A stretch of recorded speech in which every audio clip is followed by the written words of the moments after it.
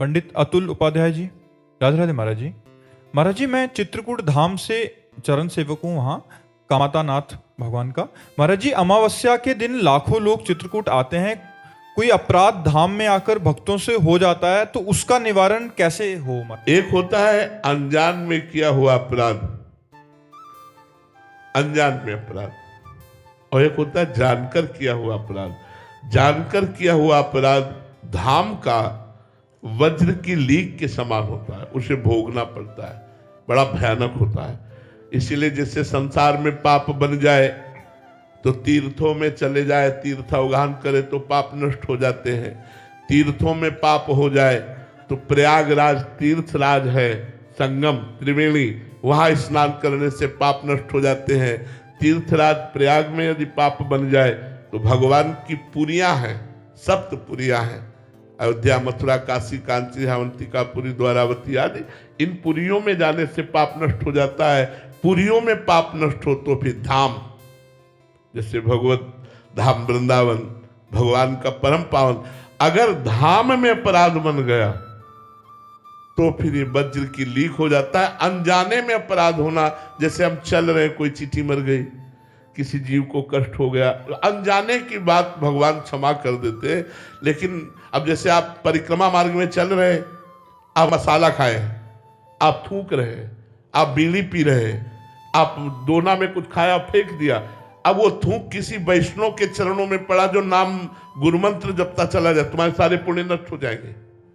वो जूठा दोना किसी वैष्णव के पैर में लगा, तुम्हारे सारे पुण्य नष्ट हो जाएंगे। अच्छा, यहां आकर जो गलत आचरण किए जाते हैं वो दुर्गति कर देते हैं। जैसे उपजाऊ भूमि में जो भी पड़ेगा वो बहुत ज्यादा प्रभाव दिखाएगा, ऐसे ही ये उपजाऊ भूमि है। अगर यहाँ 1 रुपया दान करोगे तो लाखों रुपया दान के बराबर है।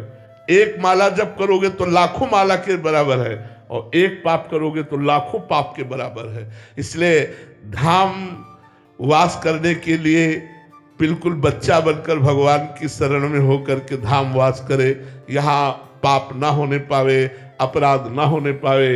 एक बार हमने गुरु जी से पूछा था, अपने गुरु जी से 20 वर्ष पहले, कि महाराज जी, जिस धाम की इतनी महिमा वर्णन की गई, हम उसी धाम में मलमूत्र त्याग करते हैं, क्योंकि हम वासी हैं, हम यही वास करते हैं।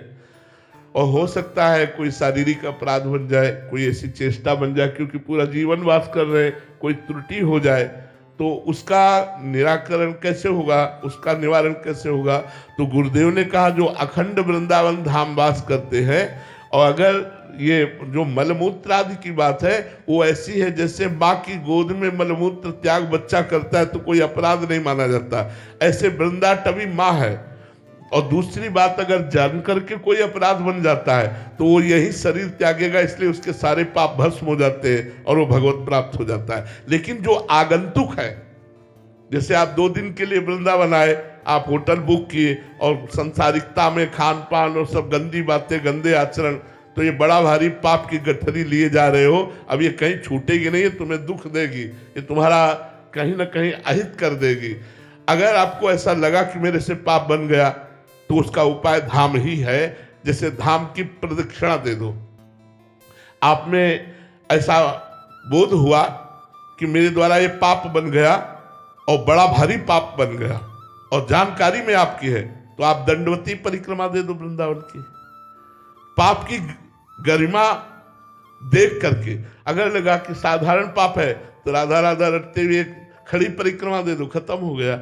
लेकिन कोशिश करो धाम में आकर पवित्रता और संयम, इन दोनों का निर्वाह होता रहे। कहीं हमारा संयम न बिगड़ जाए, कहीं हमारी पवित्रता न बिगड़ जाए। यदि आपको ऐसा लगता है कि मैं यहाँ गलत कर रहा हूँ तो भले जाकर के दूसरे क्षेत्र में रहो, यहाँ कभी कभी आ जाओ, लेकिन यहाँ पापाचरण मत करो। ये भगवत धाम है। अगर आपने आजीवन अखंड वृंदावन वास ले लिया तो फिर आप चिंता न करो, धाम संभाल लेगा, वो अपने आप सुधार लेगा।